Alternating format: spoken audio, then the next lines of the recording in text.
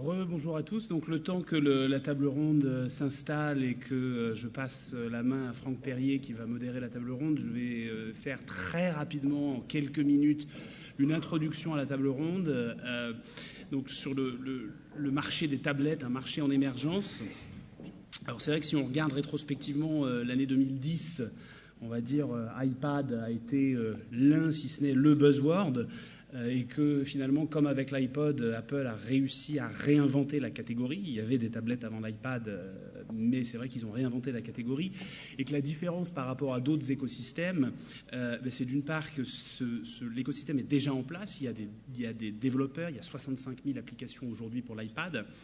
Et puis, c'est une différence clé aussi, c'est cette relation directe avec le client via l'iTunes. Et si on additionne les comptes iTunes et eBook Store, on parle quand même de 200 millions de consommateurs connectés avec lesquels Apple a une facturation directe. Donc, comme toujours avec l'iPhone, on a vu une réaction des concurrents. Alors, il y a les développements de cycles de vie de produits dont on parlait à l'instant. Donc, ça met un petit peu de temps. On a vu les réponses, que ce soit à Las Vegas, où il y a à peu près 80 tablettes au CES qui ont été présentées, ou plus récemment au Mobile World Congress, où pour la première fois, j'ai envie de dire, on a vu autant de tablettes, que ce soit Samsung Galaxy Tab, HP, Motorola, LG et bien d'autres. Il y a un certain nombre d'acteurs qui ne se sont pas encore positionnés. On parlait de Nokia à l'instant. Il y en a d'autres qui pourraient logiquement entrer sur le marché, que ce soit un Amazon, un Sony, un Microsoft. Et donc, qu'est-ce qui va différencier finalement ces tablettes ? La portabilité. C'est vrai que les tablettes sont portables, mais elles ne sont pas forcément mobiles, au sens où on ne l'a pas toujours dans sa poche avec un accès 24 heures sur 24. La taille de l'écran aussi va être extrêmement importante et devrait segmenter les usages. Au final, ça va être un élément de différenciation au-delà de la création de la tablette comme, j'ai envie de dire, finalement, objet de désir, ce que Apple a parfaitement réussi à faire en reprenant une longueur d'avance avec l'iPad 2. Alors, quels sont les usages associés aux tablettes ? C'est encore assez difficile d'anticiper les comportements consommateurs. Je crois que ce matin... Bakelit disait justement qu'on était parfois face à une page blanche. C'est vrai que sur les tablettes, il y a de nouveaux usages qui vont arriver, certains qu'on n'anticipe pas. Quand on pose la question aux internautes en Europe qui veulent acheter une tablette et qu'on leur demande quel type d'usage est-ce que vous prévoyez, on est très majoritairement sur de l'accès Internet, à 70% sur des fonctionnalités de communication, 60% pour lire soit des e-books, des magazines, des journaux, regarder une vidéo, et puis dans une moindre mesure, jouer et utiliser les réseaux sociaux. Donc ces usages restent encore à réinventer, mais on voit que, et ça je pense que c'est un phénomène qui est sûr, on va bien au-delà du gadget et on entre dans ce que Steve Jobs appelait récemment l'ère post-PC. En tout cas, Forrester, sur le marché US, estime que dès 2012, les tablettes devraient représenter plus d'un tiers de l'ensemble des ventes de PC, toutes catégories confondues. Donc on est réellement sur un marché durable.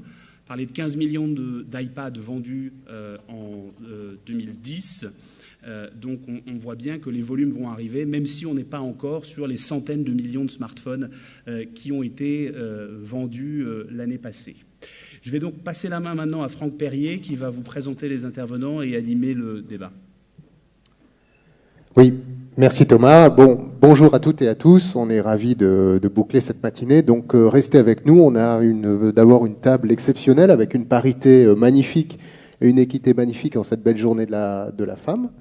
Et puis, on a des vidéos. On va parler donc tablettes. Et j'ai noté que dans la table ronde précédente, Pierre-Emmanuel évoquait aussi les tablettes. Donc, on a un sujet qui est passionnant.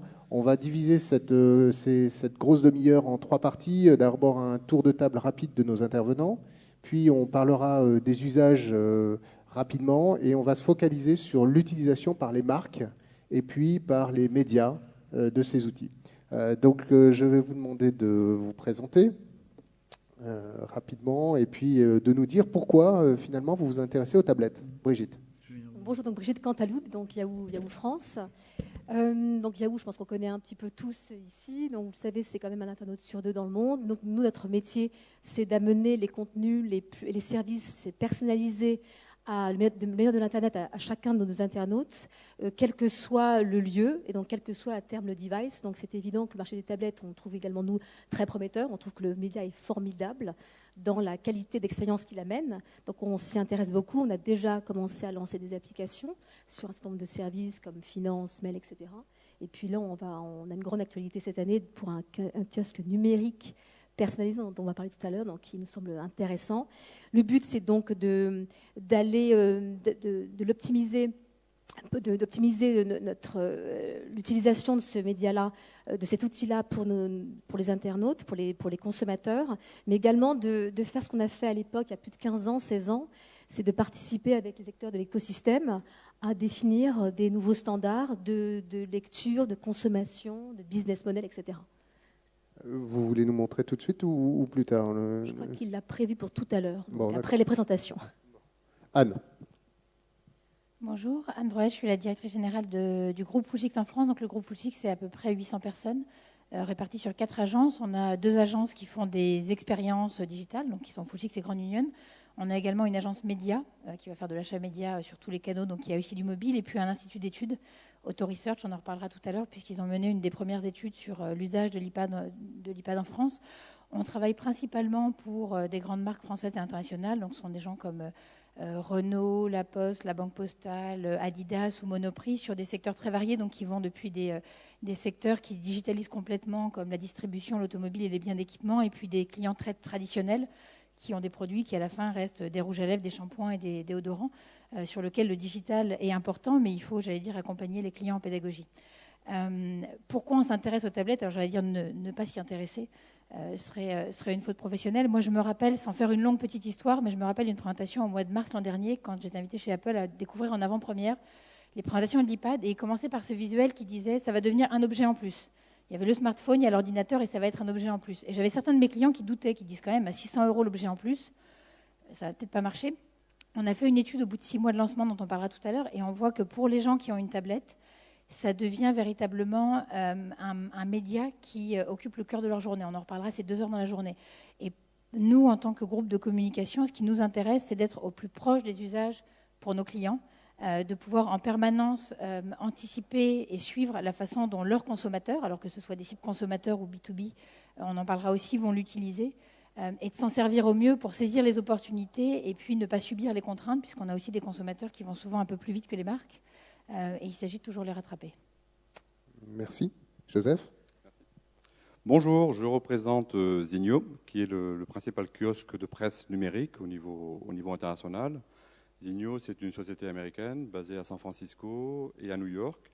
Et moi, j'ai en charge les marchés France, Belgique, Luxembourg et Suisse pour la partie francophone. Dans un contexte où Zinio, aujourd'hui, assure, comme une maison de la presse, la diffusion des magazines et des livres dans un contexte où, depuis fin 2009, nous garantissons en fait aux éditeurs d'être présents sur les 4 plateformes suivantes. Il y a le web, qu'on fait depuis 10 ans, donc PC, Mac, Linux. Il a fallu adapter le contenu aux petits écrans, donc on assure la portabilité sur les smartphones, les iPhones et autres, les tablettes. Quelle que soit la tablette et le jour J de lancement sur le marché, l'ensemble du kiosque est accessible, comme vous l'avez vu peut-être le 28 mai en France, de la même manière avec Galaxy Tab et aujourd'hui Delstric, et puis les 2 autres qui arrivent là dans les jours qui viennent. Et on est en train de faire la jonction avec la télévision. C'est-à-dire comment magnifier le contenu et le rendre l'expérience de lecture en haute définition en se servant d'un tablette pour feuilleter le magazine et en extrayant sur la télé vraiment le contenu de type rich media. Alors, dans ce contexte-là, on a rajouté, depuis l'arrivée des tablettes, une activité à celle de distributeur, qui est celle d'aider et d'accompagner les éditeurs de presse dans le reformatage de contenu. Pour nous, le compte à rebours a commencé dès le 28 mai en France. On ne peut pas se contenter de mettre en vente des PDF ou ce qu'on appelle les répliques PDF, même, j'ouvre une parenthèse, si c'est ce qui se vend le mieux aujourd'hui, contrairement à ce qu'on lit dans la presse, je ferme la parenthèse, et on aide les éditeurs en leur mettant à disposition des back-office et des solutions pour qu'ils puissent, à partir du pré-presse, quel que soit le système, Adobe, Quark, voire même Woodwings, qui est assez connu en France, faciliter le passage du print au numérique. Alors j'anticipe une question que vous pourriez me poser. Maintenant, pas déjà. Donc, c'est une bonne nouvelle ce matin. Zinio ne sera pas éliminé par Google, ne sera pas éliminé par Apple. Je lis dans la presse depuis janvier que de nouveaux kiosques de presse numérique. J'ai toujours dit qu'il fallait mieux être plusieurs sur un bon business que seul sur un mauvais. Et dans le cadre de nos contrats avec les éditeurs, nous avons, dans le cadre de contrats qui durent 2 ans ou 5 ans, selon les cas, nous garantissons une marge nette à l'éditeur. Ça veut donc dire que arrive Android, arrive Apple, eh bien, notre marge, nous la partageons avec l'opérateur et il est hors de question qu'on ne soit pas présent à jour J sur toutes les autres plateformes qui vont sortir. Bon, merci Joseph pour cette intro. Je crois que c'est intéressant de voir qu'on a des modèles économiques sur ces tablettes et c'est l'intérêt de cette table. Alors, tu vas nous présenter MRM, qui est un des concurrents majeurs de Full6. Donc j'aime bien cette table ronde. Super. Bonjour, donc je m'appelle Dragan Kontik, je suis en charge de technologie et de l'innovation chez MRM. Comme vous le savez probablement, MRM est l'agence CRM digital et shopper marketing du groupe McCann. Nos clients principaux sont des grandes marques comme la Banque Postale, Chanel, Nespresso, Maybelline, SFR, Total et Microsoft, quelques autres bien sûr. Pourquoi nous nous intéressons aux tablettes? Tout simplement parce que pour nous, c'est une formidable opportunité à développer le business de nos clients. Ça semble un petit peu prétentieux, mais effectivement, c'est le but ultime. Et je vais vous donner juste 2-3 chiffres qui vont étayer un petit peu mes propos. Quand on parle des utilisateurs tablettes, on les met effectivement dans les utilisateurs multicanal, comme les utilisateurs smartphones et autres appareils mobiles. Et parmi donc les utilisateurs multicanal, les clients multicanal dépensent en moyenne aujourd'hui 30% de plus que les autres clients. Sur certains produits, certaines marques, ça peut monter jusqu'à 60%. Et aussi, les clients multicanal sont plus loyaux envers les marques et sont prêts à en parler plus.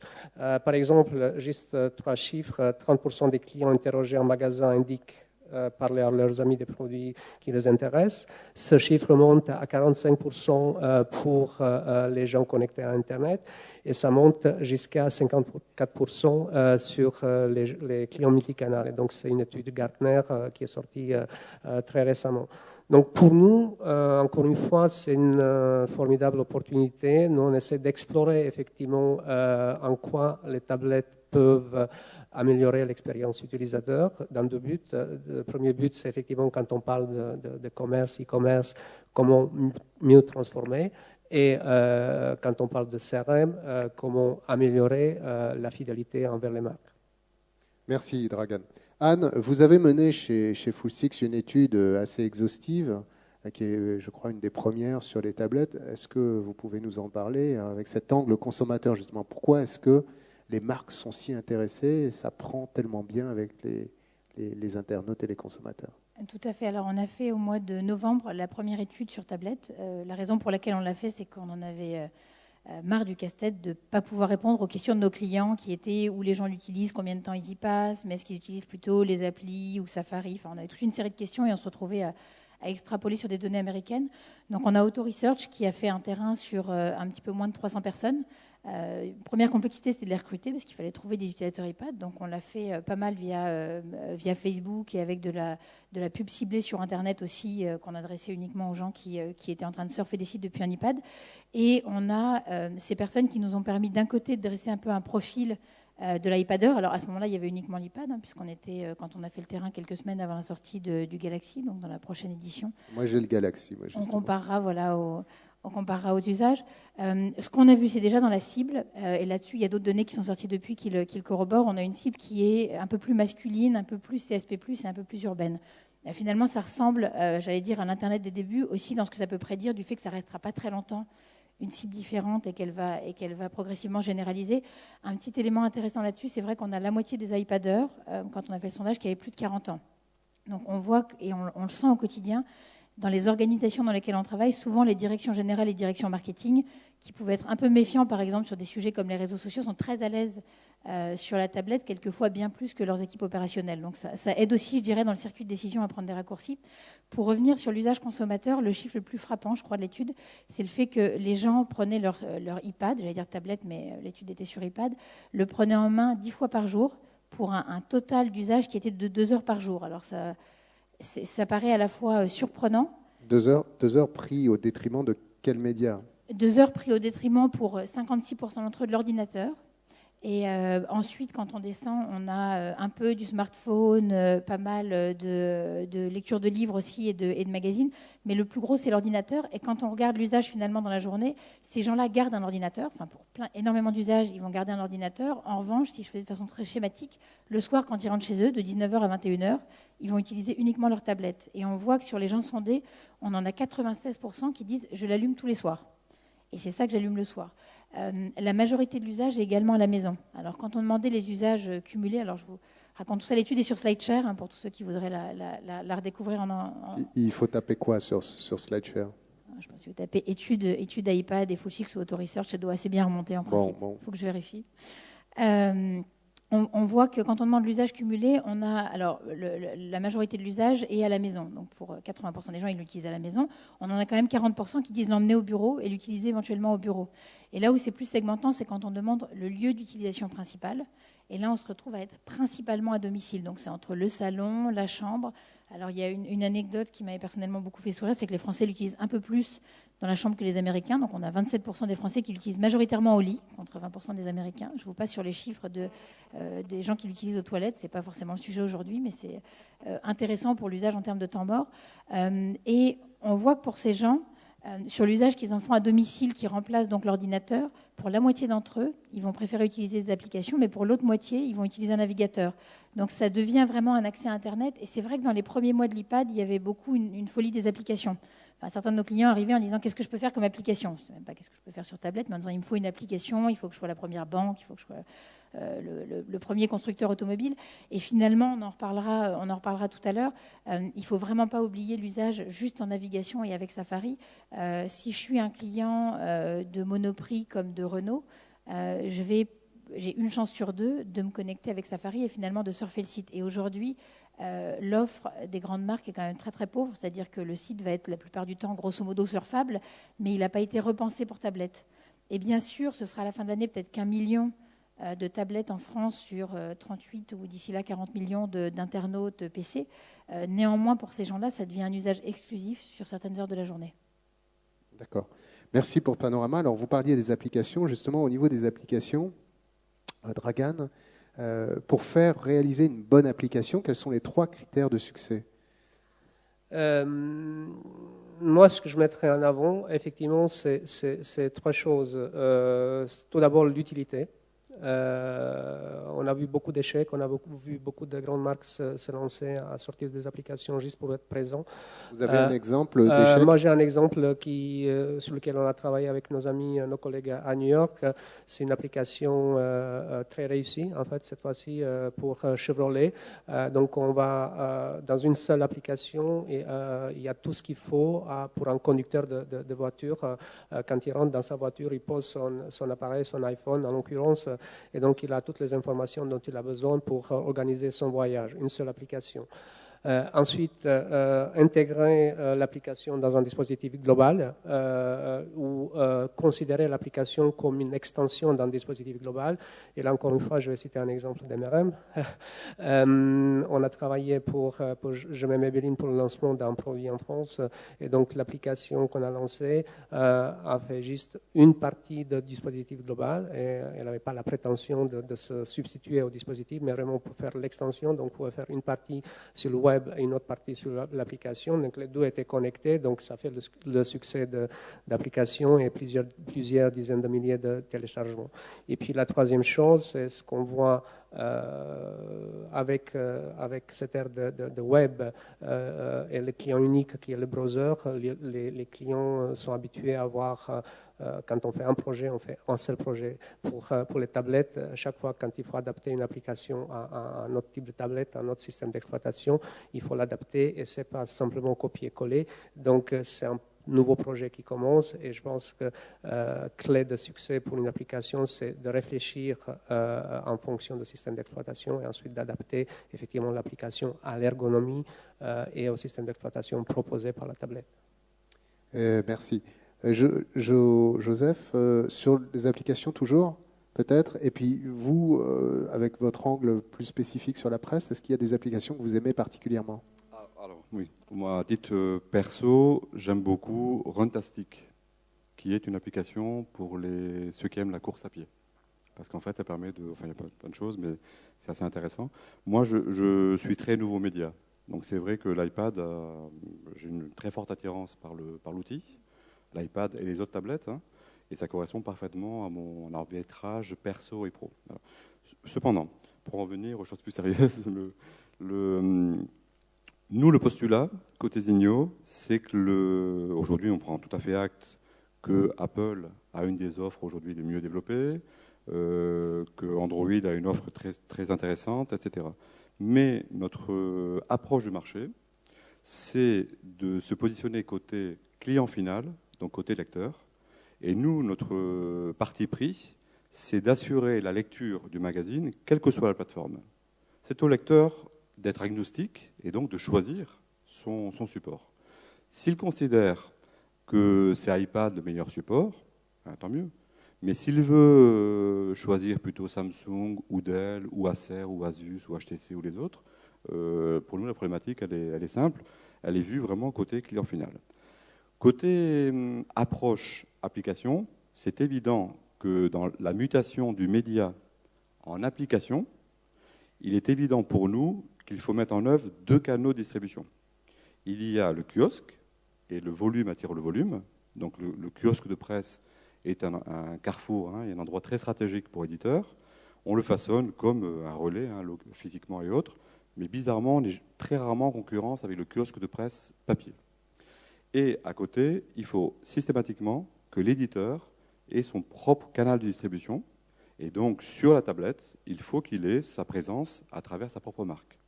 C'est cette conjonction des 2 canaux de distribution qui nous permet de dire que l'éditeur prend son destin en main, et donc il peut organiser son canal de distribution à travers appli, à travers web et autres, mais il a une présence et une affinité très proche avec son lecteur, hein, le passionné de la marque, et il faut que dans le parcours, le passionné continue à suivre sa marque indépendamment de l'actualité ou autre. Donc, ayant connu la vague du web il y a 12 ans, souvent je dis schématiquement, parce que j'étais côté rédaction à ce moment-là, je dis la même vague qui est arrivée en 98, et on était quelques-uns à se battre pour que la France développe la DSL et autres. C'est pour ça qu'on avait monté la fête de l'Internet en 96. On a dit, cette vague qui arrive, celle du web, c'est une vague avec une rupture qui va traîner la presse sur une durée de 10 ans. Là, je dis, depuis début 2010, c'est la même vague, donc il y a un nouveau cycle qui va durer 10 ans. Donc prenons les choses avec beaucoup de patience, hein. On n'est pas pressé, on n'est pas obligé d'aller vite. Les annonceurs demandent des applis tout de suite, ils veulent être présents, et les marques veulent tout de suite être présentes via une appli. On a un peu de temps, le marché n'est pas encore en place. C'est quoi 450 000 utilisateurs aujourd'hui? C'est pas grand-chose, hein, par rapport au mass market qu'on touche par ailleurs. Donc profitons de la cour d'expérience, du savoir-faire, mesurons ce qui se passe, soyons présents partout, et au fur et à mesure, on va structurer et organiser les canaux et les applis. C'est pour ça que très modestement, hein, je dis démarrons déjà par la mise en place des canaux numériques, faisons que l'offre soit vraiment multi-écran, et derrière, passons du temps, parce qu'il faut le faire demain, il faut le faire en parallèle, passons du temps à penser contenu, adéquation avec les besoins du client final, mise en place de l'écosystème. Hein. En gros, quelle est la chaîne de valeur aujourd'hui? Nous, on dit en numérique, c'est l'occasion de reproduire exactement ce qui se fait en papier dans le monde physique. On a des énormes industries qui impriment, on a des énormes industries qui distribuent, et des distributeurs qui assurent le bout de kilomètre jusqu'au client final. C'est notamment Relais et Presstalis. C'est un sacré job. En numérique, on dit c'est l'occasion de reproduire le même principe dans un contexte où les imprimeurs, ça devient Apple, ça devient HTC, Asus, Acer, et les logisticiens, ça devient les opérateurs télécoms. C'est eux qui assurent la jonction avec le dernier maître, hein, au client final. Donc, dans ce cadre-là, la chaîne de valeur me semble assez simple, hein, et ça règle une partie des applis.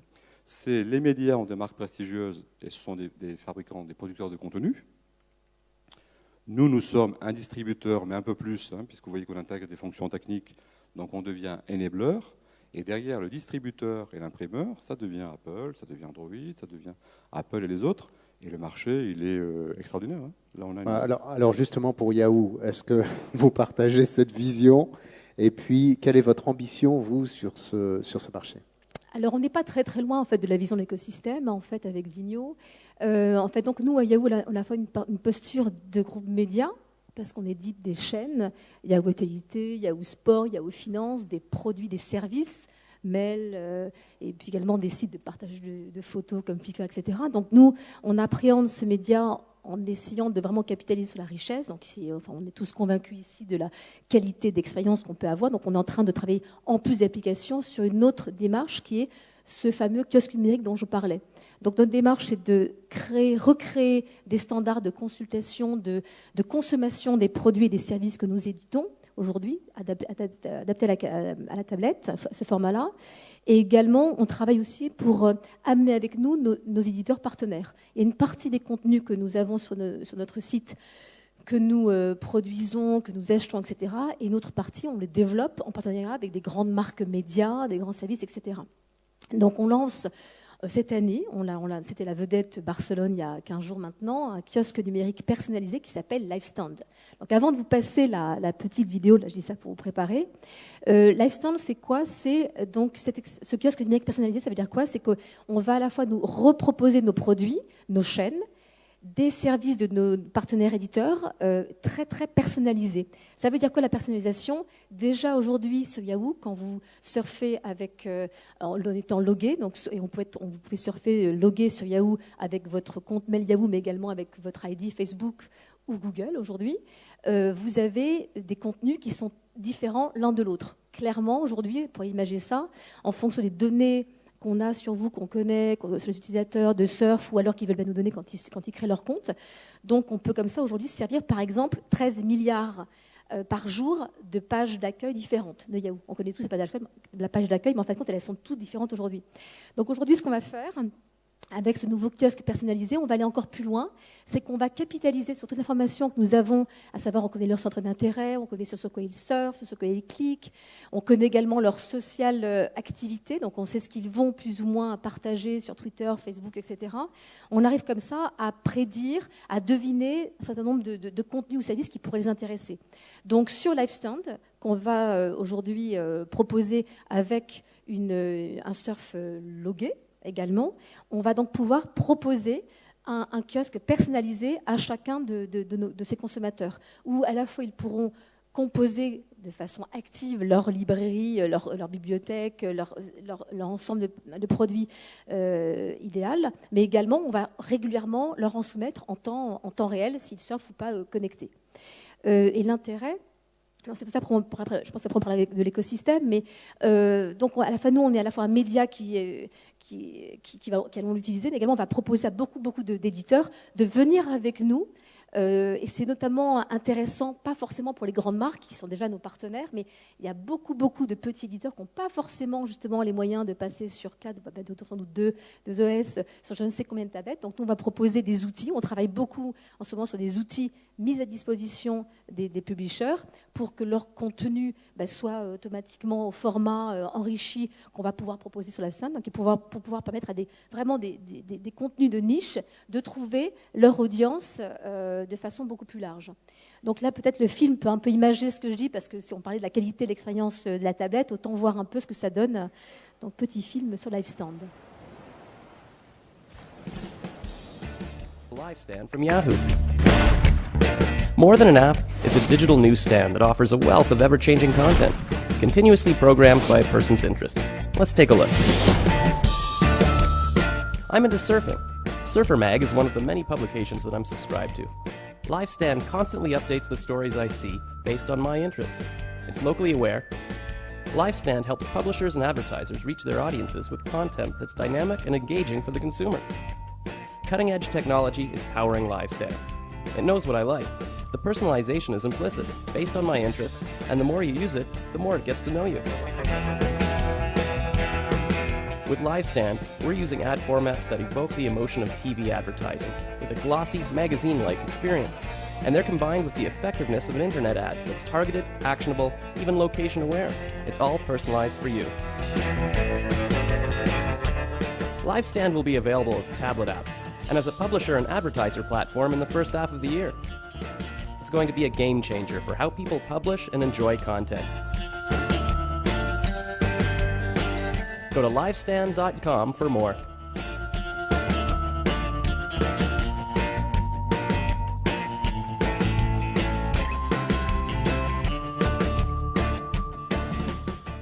Donc ça, c'est un film démo en ce moment, mais par contre, je suis à votre disposition. J'ai une petite tablette pour faire des démos personnalisées, si vous le voulez, tout à l'heure. Mais juste par rapport à ce que vous avez vu, en gros, la première partie de l'écran, c'est bon, on se la compose. Mais après, progressivement, en fonction des données qu'on a, on va pouvoir proposer des nouveaux contenus. Et le surf, là, on a un exemple sur le surf, mais s'il y en a qui sont surfeurs dans la salle, il y a des dizaines de sites de surf, entre ceux sur le temps, les combis, les meilleurs sites, etc. Enfin, c'est juste une richesse. Il y a beaucoup, donc ça permet vraiment pour les passionnés de retrouver de façon plus ou moins directe ou indirecte ceux qui les passionnent. Ça sort quand ? Donc cette année, plutôt au deuxième semestre en France, en Europe. Là, on travaille, ça devrait être lancé dans quelques semaines, quelques mois aux États-Unis. Okay. Mais le but, c'est qu'aujourd'hui, dans Yahoo, on a eu une grande réorganisation depuis quelques temps. Donc maintenant, le principe, c'est de sortir pratiquement presque en simultané, à quelques mois près, dans le monde entier. Après, les timings de lancement sont aussi liés au notre travail avec publishers, parce qu'il y a des marchés qui sont plus ou moins matures sur ce type de problématique. Donc là, je pense qu'il y a un vrai potentiel quand on voit la richesse éditoriale en France, donc pour les accompagner dessus. Le but, c'est qu'on sortira d'abord avec nos contenus et progressivement avec les contenus d'autres éditeurs qui pourraient intégrer cette plateforme. D'accord. Alors, juste une parenthèse, il nous reste 10 minutes, donc je vais vous demander de rester assez focus. 10 minutes, 4, ça fait 2 minutes chacun. Alors, je voudrais venir maintenant à ce qui se passe pour les marques.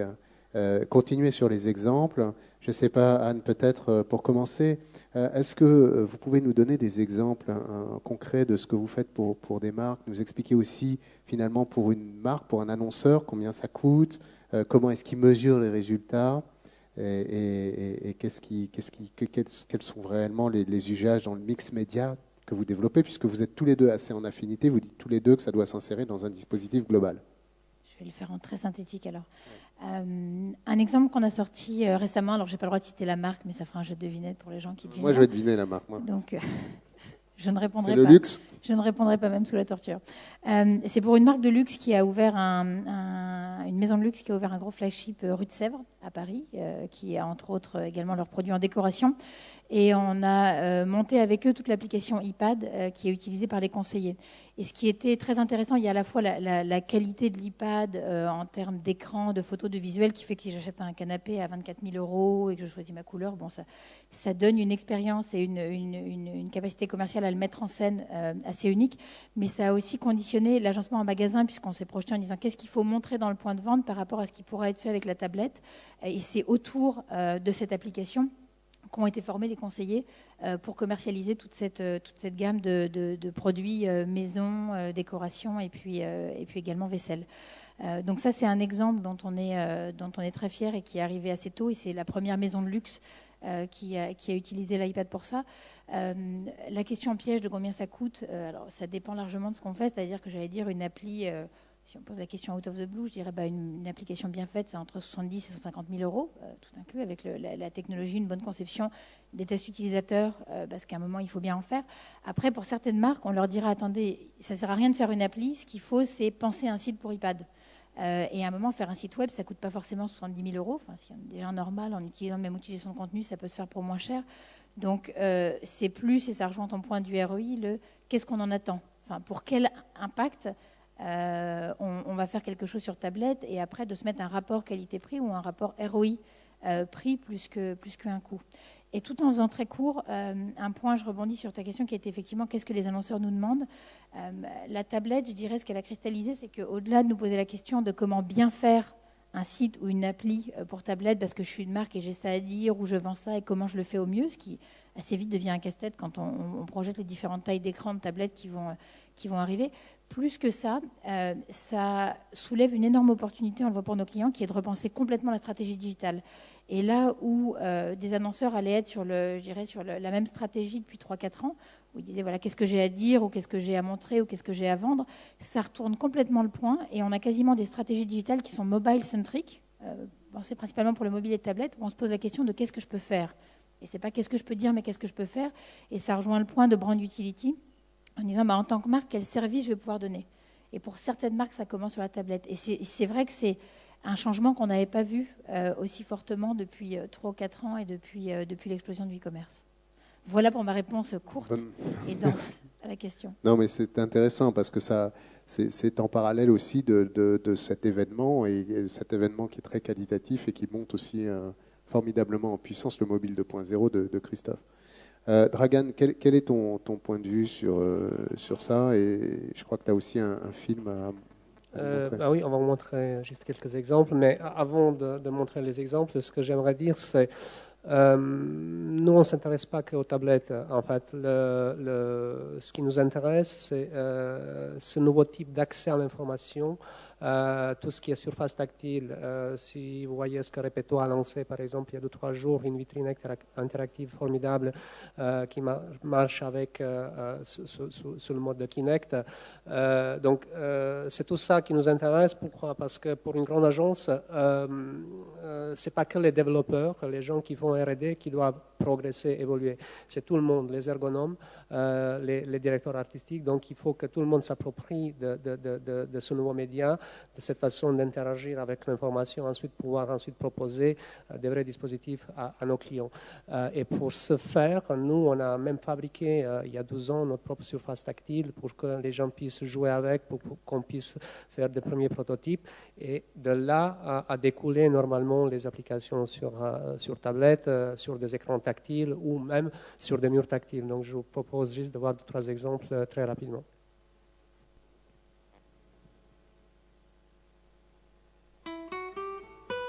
L'application que vous voyez ici est un prototype de carte configurateur.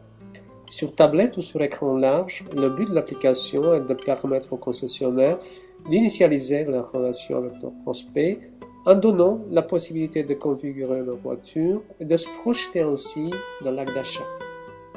L'application suivante est une application de l'univers de la peinture. Elle permet aujourd'hui aux responsables marketing de gérer des nuanciers, des collections et des harmonies de couleurs. Demain, elle va équiper les points de vente pour permettre aux clients finaux de tester les couleurs en les appliquant sur les photos de leurs murs ou façades, se projetant ainsi dans le résultat final. L'application fonctionne sur tout type de surface, tablette, écran large et mur tactile.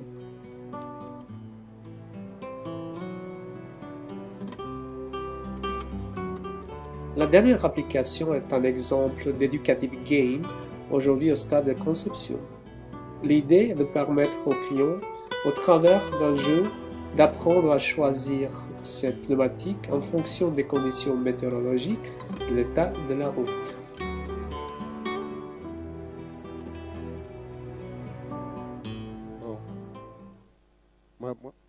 Alors, oui. Moi, j'adore la musique. Hein. Je trouve que ça, c'est fantastique.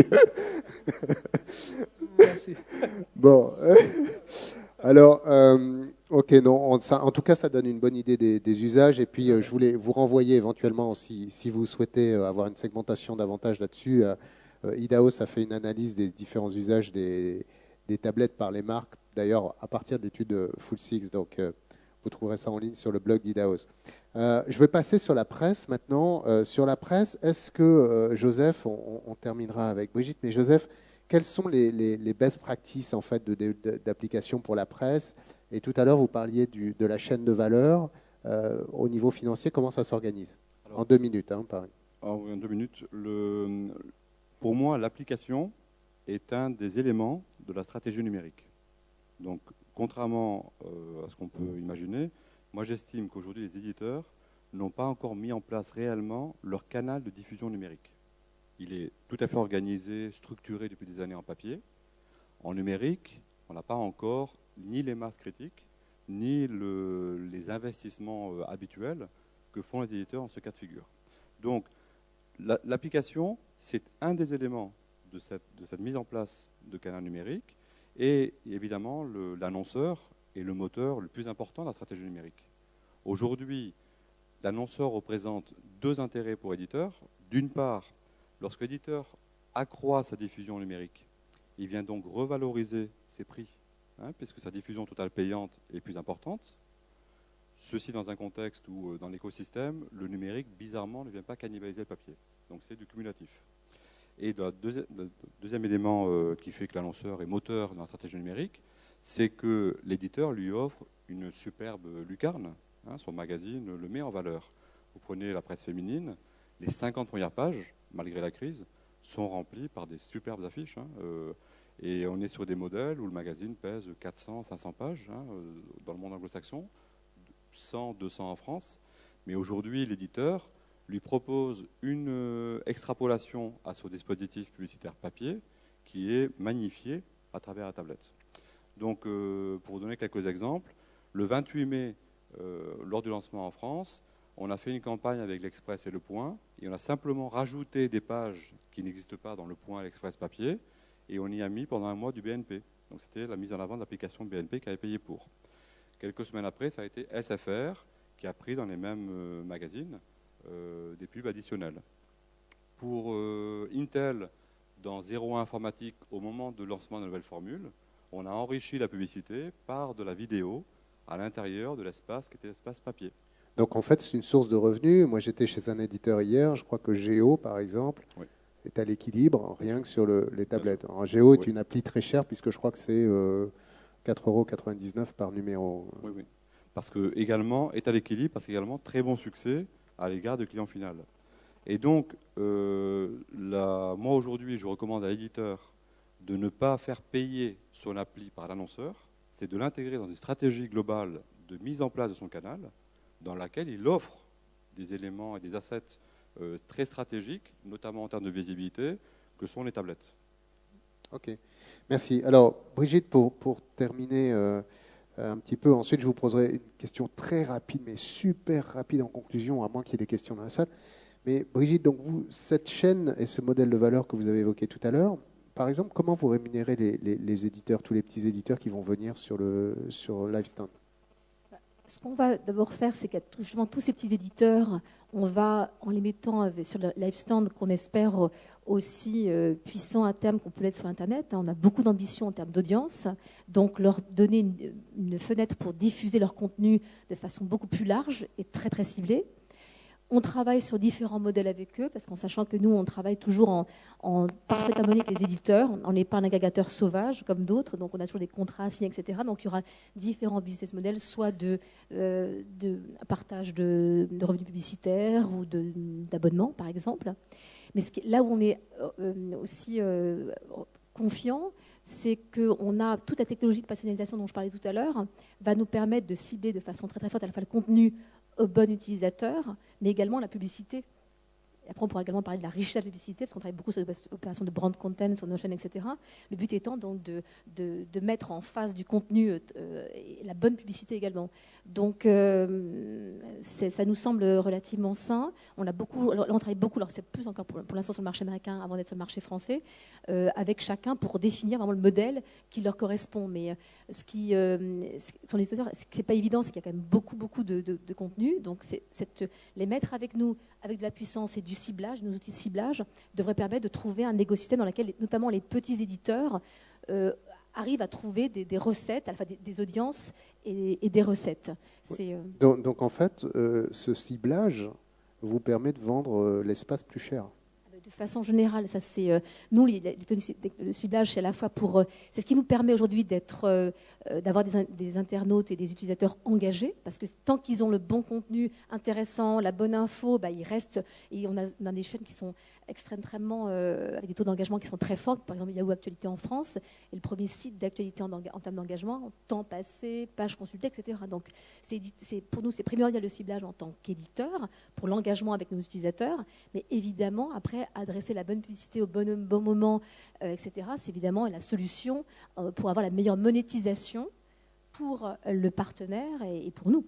Donc c'est tout derrière ces jolies pages qu'on voit, la technologie de ciblage et donc après les serveurs qui permettent de stocker toutes les datas pour bien faire ce ciblage en temps réel, elles sont clés. Donc on espère faire ce qu'on a fait sur Internet afin de redonner de la valeur à nos partenaires éditeurs.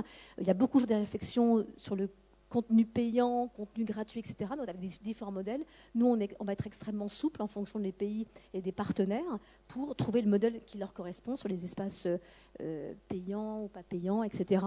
Et on sera également souple aussi sur la façon de monétiser la publicité. À la fois, on a des forces commerciales qui sont là avec ces technologies, mais à la fois, on n'a pas la prétention, nous, de tout savoir faire. S'il y a des éditeurs très, très spécialisés sur les surfeurs ou je ne sais quoi, s'ils ont, eux, une connaissance de tel annonceur ou de tel secteur de façon particulière, on pourra dans ce cas-là, eux pourront tout à fait vendre la publicité et on trouvera un partage de revenus. Ce qui est intéressant, c'est qu'on parlait tout à l'heure de nos distributeurs sur les tablettes. Donc pour l'instant, on a quand même deux modèles en face qui se dessinent avec quand même des taux de commission qui sont pour l'instant différents entre Android et Apple. Peut-être qu'à terme, ils ne seront pas forcément aussi différents que ça. Donc on va à la fois essayer de faire avec, mais également, nous, ce stand numérique, on va après le déployer sur le mobile, mais également sur même l'Internet, mais on va également le faire pas seulement en tant qu'application. Donc, ce sera vraiment un site accessible du browser et ce qui permettra peut-être un partage de valeur différent aussi de celui qui est proposé par ces deux opérateurs aujourd'hui.